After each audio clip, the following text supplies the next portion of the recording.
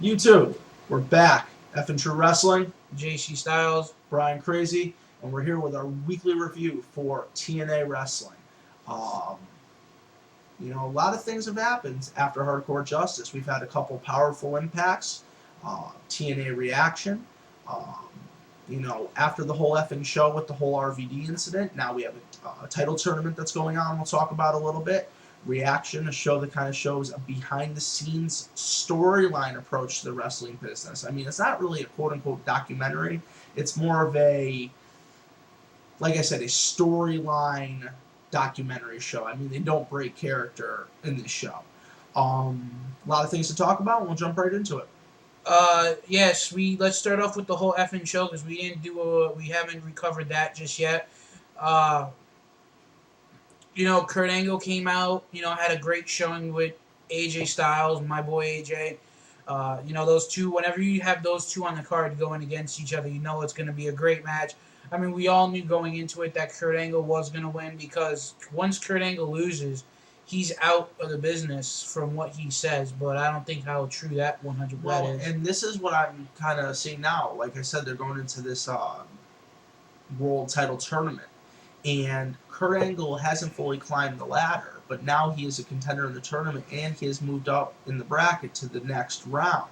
So does that mean that he's automatically kind of going to be out in the booking sense from winning the title, and we're going to see one of the other three contenders pick up the belt? Is that the way they're going to work it so we can work the last couple guys, or are they just going to put the strap on him now because he's either trying to make an early exit and they're trying to appease him, or I don't know what's going on there.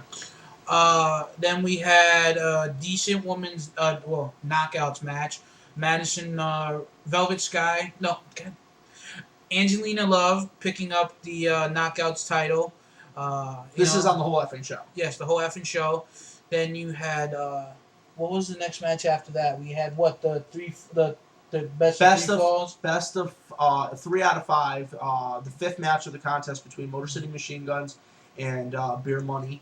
And that was a best of 3 falls. Joey's boys, Beer Money Motor City picked up the win. I was hoping Beer Money was going to kind of pick up the win here. But you know what? Motor City, as JC is going to say, is probably the most deserving tag team of the straps right now. Yes, I mean, not to, try to quote unquote put them next to other tag teams from the past. But you look at Motor City Machine Guns, and there's so many tag teams out there from back in the day that you could put them in the same category with. I mean, you had Billy Kidman and Rey Mysterio from WCW, AJ Styles and what was his name? Air Raid, AJ, and what was that other guy's name that he teamed with? Paris. Air Paris. And they were Air Raid, yeah. You had Eddie and Chavo, The Rockers, Shawn Michaels and Marty Jannetty. So many high flying tag teams over the years. And Motor City is just up there. I mean, when you see them on the card, you know that you got tag teams, Edge and Christian. Yes. The Hardys. I mean, the list goes on. You see that match, you better buckle your ass to your chair because you're going to be in for a friggin' great match. And regardless of what anybody says, I know he was never involved in TNA, but speaking of a high flyer, Benoit could fly with the best of them. Yeah. And, moving on, though, the whole effing show was pretty good. I mean, the main event was all right at best. I mean... But what happened after the match? I will say it was a pretty long main event, though. Yeah, it was. And, I mean, the brutality definitely was there. I mean, Abyss took some really sick bumps. I mean, he definitely got a little torn up in that. And as we talked about in previous weeks, Spike TV has greenlighted them to go a little more hardcore. And that match, that segment afterwards, after the match, the bell had rang, the last bell rang. And you seen all them guys, you seen them cut open Tony Mamaluke, and you seen Tommy Dreamer laying in the ring, beaten and bloody. Well, Fortune's in charge. I mean, they are, Dixie thinks she can try to threaten Flair and put a leash on him, but, now, I mean, Fortune's gotten stronger. I mean, we jump forward to this week's Impact. Now we find out Fortune's now officially 6 members. Now we've added Douglas Williams, who I personally like. And Morgan, who I personally like as, his hired gun.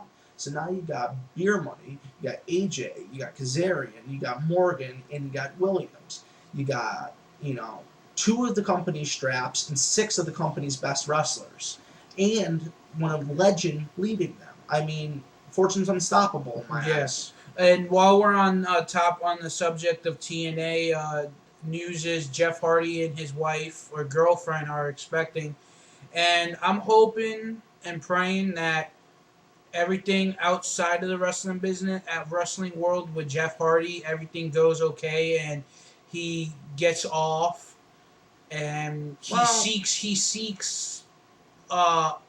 uh, he seeks religion because as a in the mo in the wrestling business is after living such a certain lifestyle in the wrestling world, like with Shawn Michaels, after he found out that his wife was pregnant with their second child, he went and seeked God and turned around and became a born again Christian.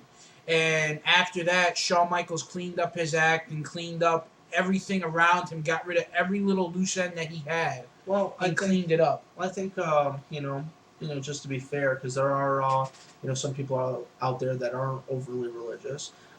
If he cannot maybe find religion as his path of straightening up himself, maybe he can maybe this new baby can be his motivation, His first child, to straighten up what's going on, because as everybody in the wrestling world knows, he did get into some trouble. Everybody deserves a second chance. He is a great performer. I hope they see that he affects millions of kids. They look up to him, and there's a he video. needs to know that kids look up to him. And Jeff, I mean, everybody's got their dirt. If they do it on the side, that's one thing. To me, like Jay said, maybe religion could be one answer. Maybe your child, like I said, could be another. But hopefully, you can find your path, bro. I mean, and Jeff, we wish the best to you. We love you, man, and we want to keep seeing you fight, man. There's a video here on YouTube, and I was looking at it. Little kid, diehard Jeff Hardy fan. He's like 6 years old. Loves Jeff Hardy to death. He had his pendant around his chain, the armbands. He had it. I think he had his face painted up. If not, he had a Jeff Hardy bandana. He had a towel in his back pocket like Jeff Hardy, and the kid was born sick.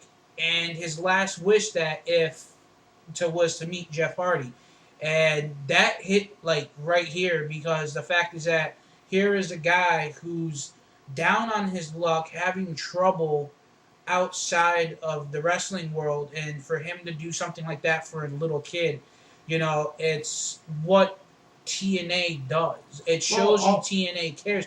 WWE does it, but when you see a company like TNA that's not as big as the WWE Titan, taking their time out to do stuff like that, and then the kid, after the video, you found out that the backstory was the kid was born and he beat it.